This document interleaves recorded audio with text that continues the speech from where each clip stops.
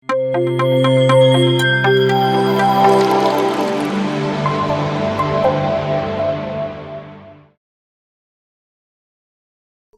ಕಾರ್ಯಕ್ರಮಕ್ಕೆ ಜಗಜ್ಯೋತಿ ಬಸವೇಶ್ವರ ಪಿರಮಿಡ್ ಧ್ಯಾನ ಕೇಂದ್ರದ ಪ್ರಾರಂಭೋತ್ಸವದ ಈ ಸುಂದರ ಕಾರ್ಯಕ್ರಮದಲ್ಲಿ ಸಮಾವೇಶಗೊಂಡಿರುವಂತಹ ಬ್ರಹ್ಮಶ್ರೀ ಪ್ರೇಮನಾಥ್ ಅವರು ಹಾಗೂ ಹರಿಶಂಕರ್ ಅವರು ಹಾಗೂ ಶ್ರೀಮತಿ ಸೃಜನಾ ವೇಣುಗೋಪಾಲ್ ರೆಡ್ಡಿ ಅವರು ಹಾಗೂ ಈ ಒಂದು ಧ್ಯಾನ ಪಿರಮಿಡ್ ಅನ್ನು ಪ್ರಾರಂಭ ಮಾಡಿರುವಂತಹ ಪರಮ ಪೂಜ್ಯ ಕಾರದ ವೀರ ಬಸವ ಮಹಾಸ್ವಾಮಿಗಳವರ ಶ್ರೀಚರಣಗಳನ್ನು ನಡೆದು ಹಾಗೂ ಈ ಒಂದು ಜಗಜ್ಯೋತಿ ಬಸವೇಶ್ವರ ಪಿರಮಿಡ್ ಪ್ರಾರಂಭೋತ್ಸವವನ್ನು ಹಮ್ಮಿಕೊಂಡಿರುವಂತಹ ನಮ್ಮ ಶ್ರೀಮಠದ ಪರಮ ಭಕ್ತರಾಗಿರುವಂತಹ ಗೀತಾ ದಿನೇಶ್ ಹಾಗೂ ಅವರ ಸಕುಟುಂಬ ಪರಿವಾರದವರು ಹಾಗೂ ಆಗಮಿಸಿರುವಂತಹ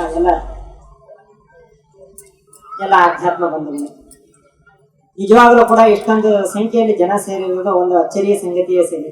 ಇದು ಎಲ್ಲರೂ ಹೇಳ್ತೀರಾ 4G 5G ಕಾಲ, ಆದರೂ ಆಧ್ಯಾತ್ಮದ ಕಡೆ ಒಲವು ಇಟ್ಕೊಂಡು ಇಷ್ಟು ಸಂಖ್ಯೆಯ ಜನ ನೀವೆಲ್ಲ ಸೇರಿದಿರಿ.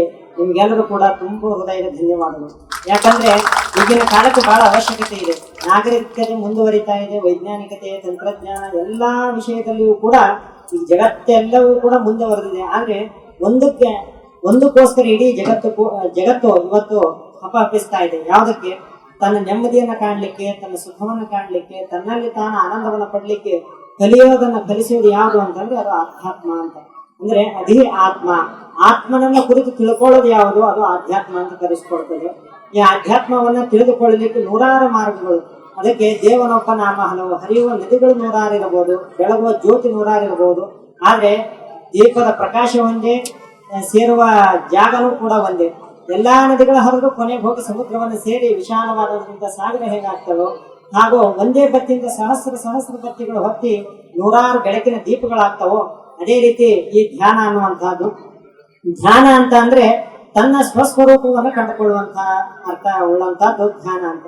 ಧ್ಯಾನ ಅಂದ್ರೆ ಇದು ಬಹಳ ವೈಜ್ಞಾನಿಕವಾದಂತಹ ಮತ್ತು ಅಷ್ಟೇ ಅನುಭವಪೂರ್ಣವಾದಂತಹ ಒಂದು ತಂತ್ರಜ್ಞಾನ ಅಂದ್ರೆ ತಪ್ಪಾಗ್ಲಿಕ್ಕಿಲ್ಲ. ಆಧ್ಯಾತ್ಮ ವಿಜ್ಞಾನ ಅಂದ್ರೆ ತಪ್ಪಾಗ್ಲಿಕ್ಕಿಲ್ಲ. ಯಾಕಂತಂದ್ರೆ ಕೇವಲ ಪ್ರಾಣದ ಉಸಿರನ್ನ ಗಮನಿಸಿಕೊಳ್ತಾ, ಅಂದ್ರೆ ಯಾವುದೇ ಒಂದು ಲಕ್ಷ್ಯ ವಸ್ತುವಿಲ್ಲ ಅಥವಾ ಯಾವುದೇ ಒಂದು ದೈವದ ಮುಖೇನ ಅಲ್ಲ, ಕೇವಲ ತಮ್ಮ ಅಸ್ತಿತ್ವವನ್ನು ಆನಂದಿಸುವಂತಹ ಒಂದು ವಿಷಯವನ್ನು ಉಳ್ಳಂತಹದ್ದು ಇದು ಪಿರಾಮಿಡ್ ಧ್ಯಾನ. ಹಾಗಾಗಿ ಪಿರಾಮಿಡ್ಗೆ ತನ್ನದೇ ಆದಂತಹ ಒಂದು ಶಕ್ತಿ ಇದೆ.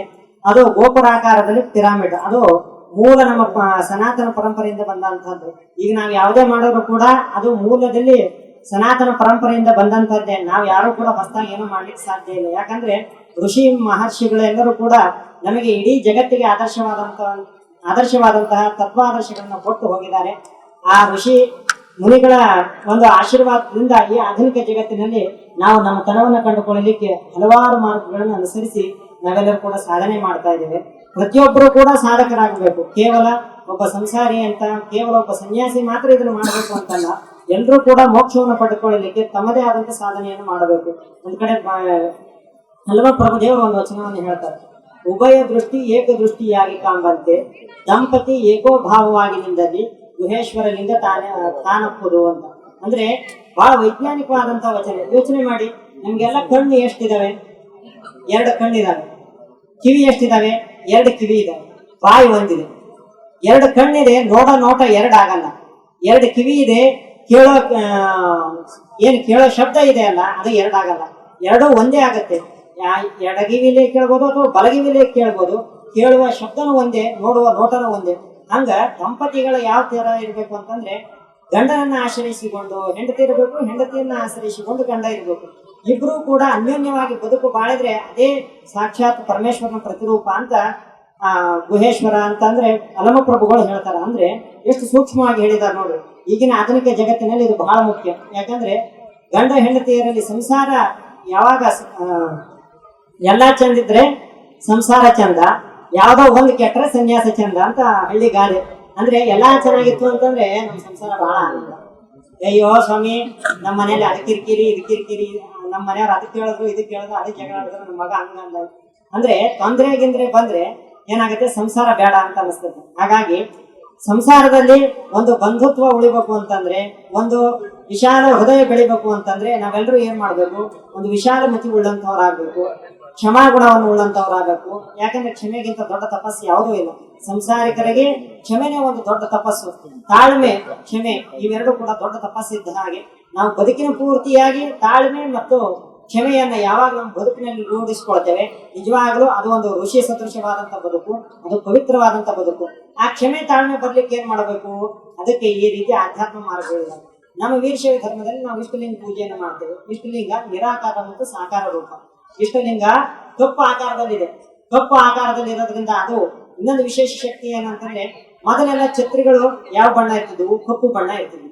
ಕಪ್ಪು ಬಣ್ಣದ ಒಂದು ವಿಶೇಷ ಶಕ್ತಿ ಅಂದ್ರೆ ಆ ಕಿರಣಗಳನ್ನ ಹೀರ್ಕೊಂಡು ರಿಫ್ಲೆಕ್ಟ್ ಮಾಡುತ್ತದೆ. ವೈಜ್ಞಾನಿಕವಾಗಿ ಹೇಳೋದಾದ್ರೆ ಆ ಕಿರಣಗಳನ್ನ ರಿಫ್ಲೆಕ್ಟ್ ಮಾಡ್ತದೆ. ನಾವು ಎರಡೂ ದೃಷ್ಟಿಯನ್ನ ನೇರವಾಗಿ ಇಟ್ಕೊಂಡು ಇಷ್ಟಲಿಂಗವನ್ನು ನೋಡೋದ್ರಿಂದ ಏನಾಗುತ್ತೆ, ನಮ್ಮಲ್ಲಿ ಆ ಇಷ್ಟಲಿಂಗದ ಮುಖಾಂತರ ನಮ್ಮಲ್ಲಿ ಒಂದು ಶಕ್ತಿ ಜಾಗೃತ ಆಗುತ್ತೆ.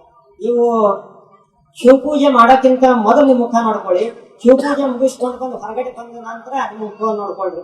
ಅಲ್ಲಿ ಎಷ್ಟು ಅಜಗಜಾಂತರವಾದಂತ ವ್ಯತ್ಯಾಸ ಕಾಣಿಸ್ತದೆ ಅಂತಂದ್ರೆ, ಯಾಕಂದ್ರೆ ಅದು ಸಾಕ್ಷಾತ್ ಭಗವದ್ ದರ್ಶನ. ಕ್ಷಣ ಮಾತ್ರದಲ್ಲಿ ಭಗವದ್ ದರ್ಶನ, ಭಗವದ್ ಆನಂದವನ್ನು ಪಡಿಲಿಕ್ಕೆ ವೀರಶೈವ ಧರ್ಮದಲ್ಲಿ ಇಷ್ಟಲಿಂಗ ಸಾಧನ. ಅದೇ ರೀತಿ ಪಿರಮಿಡ್ ಧ್ಯಾನ ಕೇಂದ್ರದವರು ಕೇವಲ ಉಸಿರಿನ ಏನು ಆನಾಪಾನ ಸ್ಥಿತಿ ಪ್ರಾಣಾಯಾಮದ ಮೂಲಕ ಕೇವಲ ತಮ್ಮ ಉಸಿರಿನ ಮೇಲೆ ನಿಯಂತ್ರಣವನ್ನು ಕೇವಲ ತಮ್ಮ ಉಸಿರನ್ನು ಗಮನಿಸ್ತಾ ಮನಸ್ಸಿನ ಆಲೋಚನೆಗಳನ್ನೆಲ್ಲ ತೆರೆದು ಬಿಡ್ತಾ ಆ ಎಲ್ಲ ಆಲೋಚನೆಗಳನ್ನ ಕೊನೆಗೆ ಎಲ್ಲ ಆಲೋಚನೆಗಳು ಬರೋದು ನಿಂತ ಮೇಲೆ ತಟಸ್ಥವಾಗಿ ಏನು ಸಮುದ್ರದ ಅಲೆಗಳೆಲ್ಲ ನಿಂತು ಸಮಾಧಾನವಾದಂತ ಹೇಗೆ ಒಂದು ತೀರ ಕಾಣಿಸ್ತದೆ, ಆಗ ಒಂದು ಪವಿತ್ರವಾದಂತ ಸಾನ್ನಿಧ್ಯ ಸಿಗ್ಲಿಕ್ಕೆ ಸಾಧ್ಯ. ಯಾವಾಗ ನೀರು ಹರಿತಾ ಇರುತ್ತೋ ಅದ್ರ ಮೇಲೆ ಪ್ರತಿಬಿಂಬ ಕಾಣಲ್ಲ. ಈಗ ಹರಿಯ ನೀರಲ್ಲಿ ಹೋಗಿ ನಿಂತ್ಕೊಂಡ್ರೆ ನೀವು ಅದ್ರಲ್ಲಿ ನಿಮ್ ಪ್ರತಿಬಿಂಬ ಕಾಣಲ್ಲ. ಯಾವಾಗ ನೀರು ತಟಸ್ಥವಾಗಿ ನಿಲ್ಲುತ್ತೋ ಅಥವಾ ಯಾವಾಗ ನೀರು ಕೊಳೆರಹಿತವಾಗಿ ನಿಲ್ಲುತ್ತೋ ಅವಾಗ ನಮ್ಮ ಪ್ರತಿಬಿಂಬ ಕಾಣುತ್ತೆ. ಹಾಗಾಗಿ ಆತ್ಮದರ್ಶನ ಆಗ್ಬೇಕು ಅಂತಂದ್ರೆ ಮನಸ್ಸು ಪವಿತ್ರವಾಗಬೇಕು. ಅದಕ್ಕಿಂತ ಮುಖ್ಯವಾಗಿ ನಾವೆಲ್ಲರೂ ಕೂಡ ನಮ್ಮ ಶರೀರವನ್ನು ಪವಿತ್ರವಾಗಿ ಇಟ್ಕೊಳ್ಬೇಕು. ಈಗಿನ ಆಧುನಿಕ ವ್ಯವಸ್ಥೆಯಲ್ಲಿ ನಾವೆಲ್ಲರೂ ಕೂಡ ಬದುಕನ್ನು ಯಾವ ರೀತಿ ಮಾಡ್ಕೊಂಡಿದೀವಿ ಅಂದ್ರೆ, ಈ ಶರೀರವನ್ನು ಒಂದು ಕಸದ ತೊಟ್ಟಿ ತರ ಮಾಡ್ಕೊಂಡಿದೀವಿ. ಯಾಕಂದ್ರೆ ನಾವು ಬೇಡದೇ ಇರೋ ವಸ್ತುಗಳನ್ನ, ಬೇಕಾಗಿರೋ ವಸ್ತುಗಳನ್ನ ನಾವೇನು ಯೋಚನೆ ಮಾಡ್ತಿಲ್ಲ. ನಮ್ಮ ಆರೋಗ್ಯದ ಕಡೆ ಗಮನ ಇಲ್ಲ, ನಮ್ಮ ಬದುಕಿನ ಕಡೆ ಗಮನ ಇಲ್ಲ, ನಮ್ಮ ಕುಟುಂಬ ವ್ಯವಸ್ಥೆಯ ಕಡೆಗೆ ಗಮನ ಇಲ್ಲ. ನಾವು ಏನು ಪ್ರತಿ ದಿವಸ ಊಟ ಮಾಡೋ ಮಲಗು, ಊಟ ಮಾಡೋ ಮಲಗು. ಪಕ್ಕದವ್ರು ಏನಾದ್ರು, ನಮ್ಮ ಮನೆ ಮಕ್ಕಳು ಏನಾದ್ರು ಏನ್ ಮಾಡ್ತಿದ್ದಾರೆ ಅನ್ನೋ ಪರಿಜ್ಞಾನ ಇಟ್ಕೊಳ್ಳೋದು ನಾವು ಕೇವಲ ಏನ್ ಮಾಡ್ತಿದೀವಿ, ಹಣ ಸಂಪಾದನೆ ಮಾತ್ರ ನಮ್ಮ ಬದುಕನ್ನು ವಿನಿಯೋಗಿಸ್ತಿದ್ದೇವೆ. ಅದೆಲ್ಲದಕ್ಕಿಂತ ಮುಖ್ಯ ನಾವು ಆ ಬದುಕನ್ನು ಸಂಪಾದನೆ ಮಾಡ್ಕೊಳ್ಬೇಕು. ಬದುಕನ್ನು ಯಾವ ರೀತಿ ಬದುಕಬೇಕು ಅಂತ ಕಲಿಬೇಕು.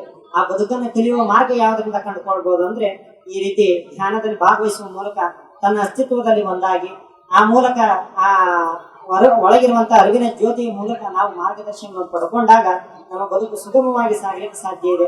ಗಾಡಿಯಲ್ಲಿ ಲೈಟ್ ಕಂಡ್ರೆ ಅದು ಸುಗಮವಾಗಿ ಹೋಗುತ್ತೆ. ನೀವ್ ಯಾರಾದ್ರೂ ಬ್ಯಾಟ್ರಿ ಹಿಡ್ಕೊಂಡ್ರೆ ಕಾರಿಂದ ಎಷ್ಟು ದೂರದವರೆಗೂ ಹೋಗ್ಬೋದು, ಹೋಗಕ್ಕಾಗಲ್ಲ. ಅದೇ ರೀತಿ ಒಳಗಡೆ ಇರುವಂತಹ ಅಂತರಂಗದ ಜ್ಯೋತಿಯ ಮಾರ್ಗದರ್ಶನ ಆದಾಗ ಮಾತ್ರ ನಮ್ಮ ಬದುಕು ಸುಗಮ ಆಗ್ಲಿಕ್ಕೆ, ಸುಂದರ ಆಗ್ಲಿಕ್ಕೆ, ಪವಿತ್ರ ಆಗ್ಲಿಕ್ಕೆ ಸಾಧ್ಯ. ಹಾಗಾಗಿ ಆ ಒಂದು ಪವಿತ್ರ ಸಾನ್ನಿಧ್ಯ ಈ ಒಂದು ಪಿರಮಿಡ್ ಧ್ಯಾನದ ಮುಖಾಂತರ ಆಗತ್ತೆ ಅಂತ ನಾವಾದ್ರೂ ಭಾವಿಸಿದ್ದೇವೆ. ಇನ್ನು ಹೆಚ್ಚಿನ ಸಂಖ್ಯೆಯಲ್ಲಿ ತಾವೆಲ್ಲ ಸೇರಿ ತಾವೆಲ್ಲರೂ ಕೂಡ ಆಧ್ಯಾತ್ಮ ಮಾರ್ಗದಲ್ಲಿ ಮುನ್ನಡೆಯಿರಿ. ನಿಮಗೆಲ್ಲರಿಗೂ ಕೂಡ 777 ವರ್ಷ ಬದುಕಿದಂತ ಮಹಾಶಿವಯೋಗಿ ಅಟವಿ ಶಿವಯೋಗಿಗಳವರ ಕೃಪೆ ನಿಮ್ಮೆಲ್ಲರ ಮೇಲೆ ಇರಲಿ ಅಂತ ಹಾರೈಸಿ, ಹಾಗೂ ಈ ಒಂದು ಪಿರಮಿಡ್ ಅನ್ನ ನಿರ್ಮಾಣ ಮಾಡಿರುವಂತಹ ಅವರು ಕೂಡ ನಮ್ಮ ಶ್ರೀಮಠದ ಪರಮ ಭಕ್ತರು. ಅವ್ರಿಗೂ ಕೂಡ ಅಡವಿಶನ ಆಶೀರ್ವಾದ ಇರಲಿ. ತಾವೆಲ್ಲ ಬಂದವರಿಗೆ ಎಲ್ಲರಿಗೂ ಕೂಡ ಅಡವಿಶನ ಆಶೀರ್ವಾದ ಇರಲಿ.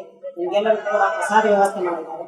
ಪವಿತ್ರ ಭಾವನೆಯಿಂದ ಪ್ರಸಾದವನ್ನು ಮಾಡಿಕೊಂಡು ಅಡವಿಶನ ಕೃಪೆ ತಮ್ಮೆಲ್ಲರ ಮೇಲೆ ಇರಲಿ ಅಂತ ಹಾರೈಸಿ, ಮತ್ತೊಮ್ಮೆ ವೇದಿಕೆ ಮೇಲಿರುವ ಎಲ್ಲ ಗಣ್ಯರು, ಆಗಮಿಸಿರುವ ಎಲ್ಲ ಶರಣ ತಂದೆ ತಾಯಿಗಳಿಗೂ ಕೂಡ ಶರಣರು.